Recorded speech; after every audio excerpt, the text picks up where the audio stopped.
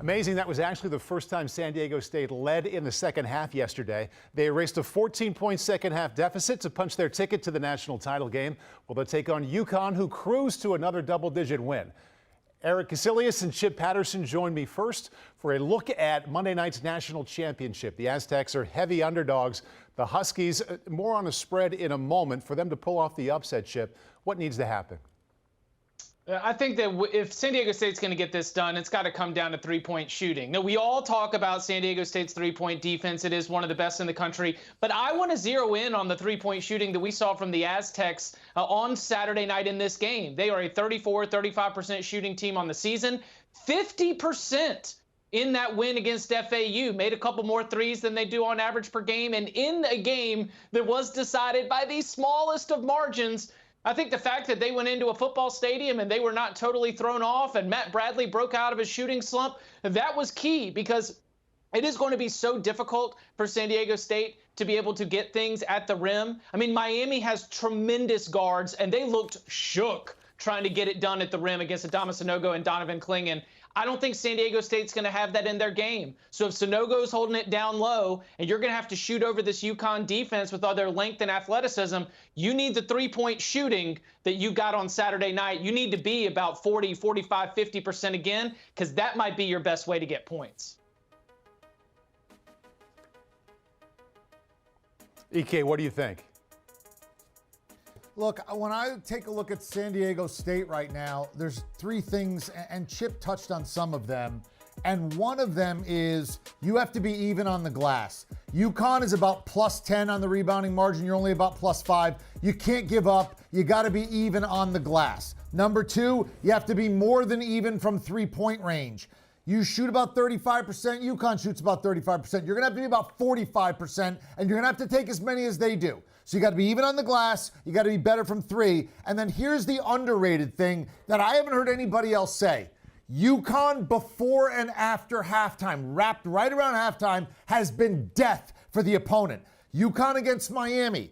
The 5 minutes wrapped around halftime, the lead went from 6 to 17. Gonzaga, the 4 minutes wrapped around halftime, the lead went from 4 to 17. Arkansas, the 5 minutes wrapped around halftime, from 17 to 29. Iona, the 6 minutes wrapped around halftime, from down 4 UConn was to up 11. They're great in the last couple of minutes of the first half, and they're great coming out of the locker room, and they bury you. So San Diego State, you got to watch that last 2 minutes in and that first couple of minutes out, because they buried everybody, and that 4 or 5 minutes wrapped around halftime. EK, you bring up a good point. These two teams have been winning in much different ways. San Diego State has made a habit of winning the close games. UConn hasn't really been tested. They had to win 5 games to reach the title game Monday night, and that 13-point win last night, that was the closest game they've had in the tournament yet. So, Chip, the Huskies are supposed to win again. What's the key to them coming through? Do what you do. Be you, because even an ordinary performance from this UConn team, based on their current form, is going to have them cutting down nets in Houston as national champions. So I'm going to focus on the rebounding side of this, and this is a lot of what EK was just touching on for San Diego State, because this is one of the best offensive rebounding teams in the country. And I think that when you're looking at San Diego State in ways that you could really frustrate this Aztecs team and bring doubt into their mind, it is going to be to limit them to just one shot and go, because San Diego State, in that comeback against FAU, got 9 second-half offensive rebounds. That's close to their total on the entire season. And I just don't think that you're going to be able to get that going up against Adama Sanogo and Donovan Clingan. So, again, this UConn team, if they just show up and play their game, do what we do well, let our strengths be our strengths, and, of course, rebounding is one of those things, then the Huskies will be national champions.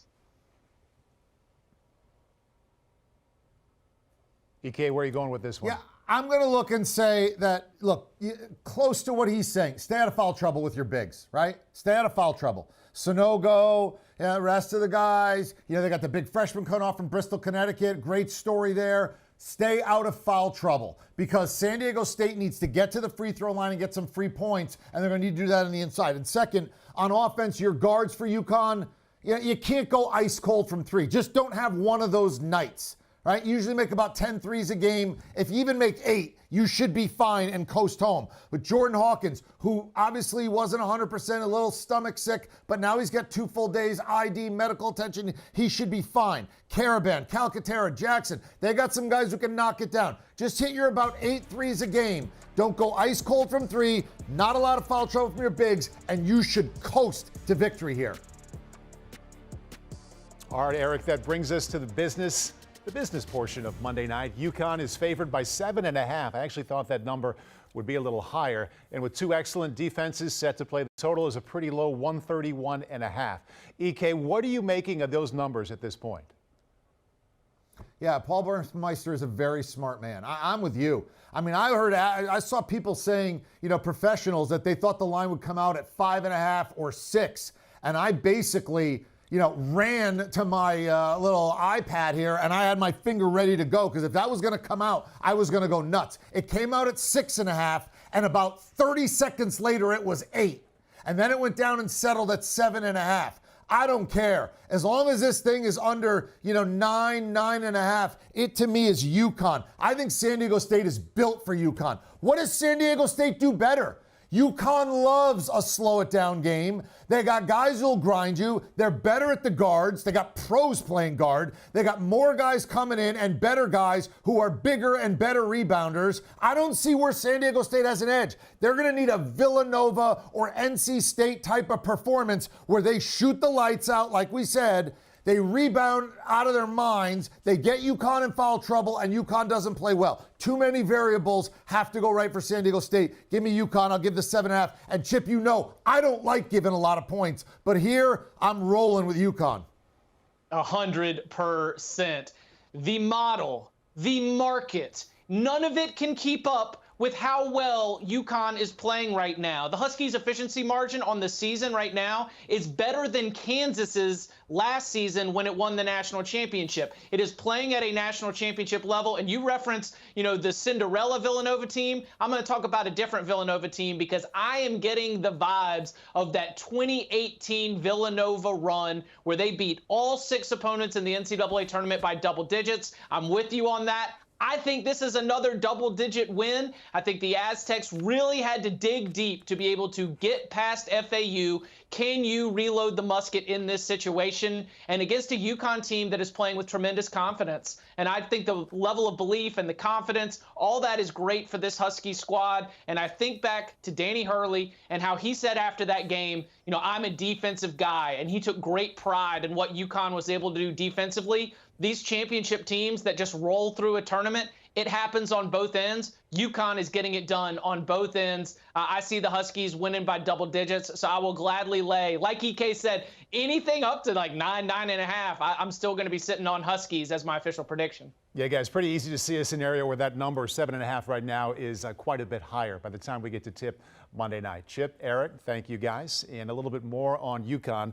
Heavy favorites, yes, they also have history on their side. They played in 4 championship games, and they've won all 4.